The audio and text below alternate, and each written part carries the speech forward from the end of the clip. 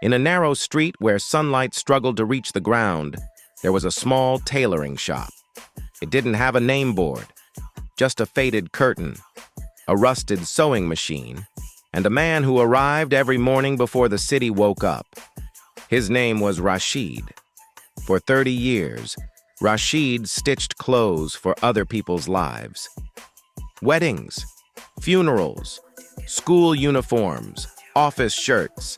Every important moment of someone else's life passed through his hands, but his own life stayed unfinished. Rashid learned tailoring when he was 14, not because he loved it, but because his father died suddenly and someone had to feed the family. School ended, dreams ended, childhood ended. The sewing machine became his classroom. At first, his fingers bled.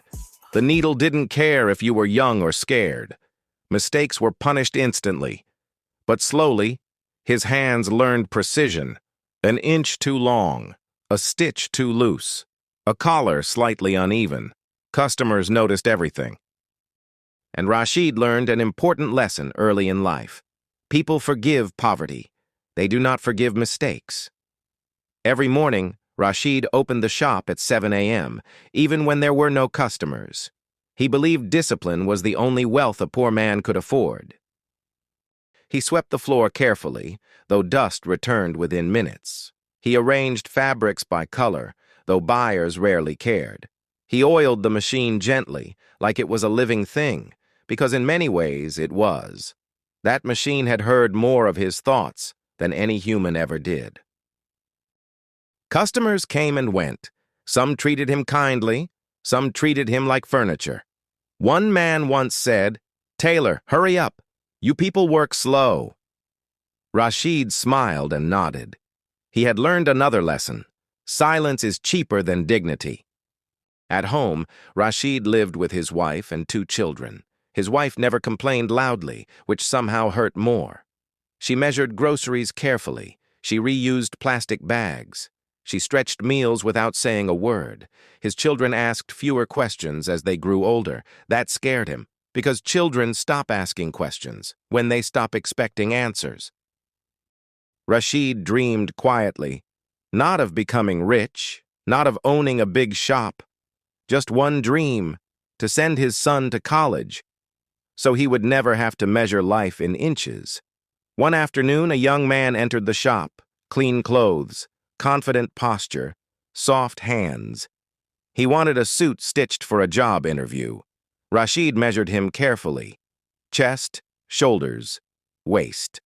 The young man talked excitedly about his future, corporate office, air-conditioned rooms, foreign clients. Rashid listened silently. As he marked the fabric, he realized something painful. The young man was the same age. Rashid was when he left school. Same age. Different direction. That night, Rashid couldn't sleep, not because of jealousy, but because of realization. Life doesn't treat everyone unfairly in the same way. Some people start running early, some people start carrying weight. Days passed. The suit was finished perfectly. The young man came, tried it on, smiled. "Excellent work," he said. He paid without bargaining, then paused and asked, "Uncle, how long have you been doing this?" 30 years, Rashid replied. The young man looked surprised. 30 years? You must be very successful. Rashid smiled politely. He didn't know how to explain. That success looks different, from inside a small shop. Days passed. The suit was finished perfectly. The young man came, tried it on, smiled. "Excellent work," he said. He paid without bargaining, then paused and asked, "Uncle, how long have you been doing this?" 30 years, Rashid replied. The young man looked surprised.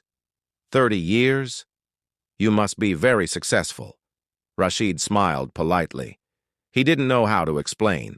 That success looks different, from inside a small shop.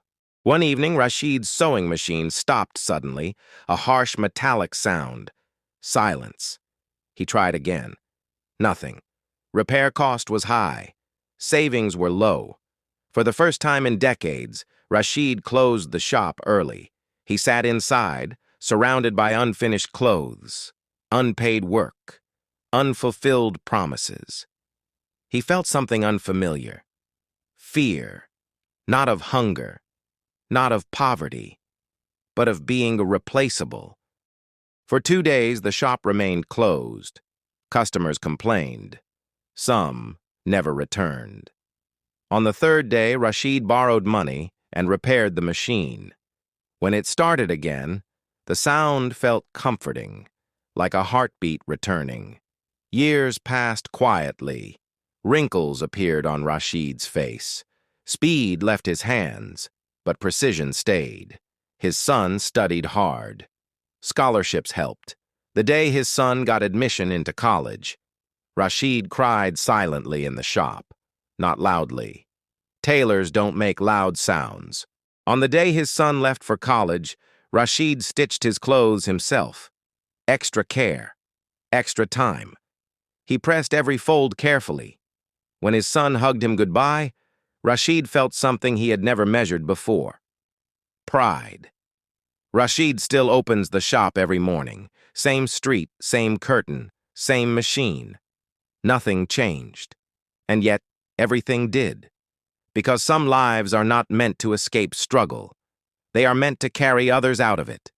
Rashid never became famous, never became rich. But somewhere, in an air-conditioned office, his son wears a shirt stitched by someone else, and that is enough.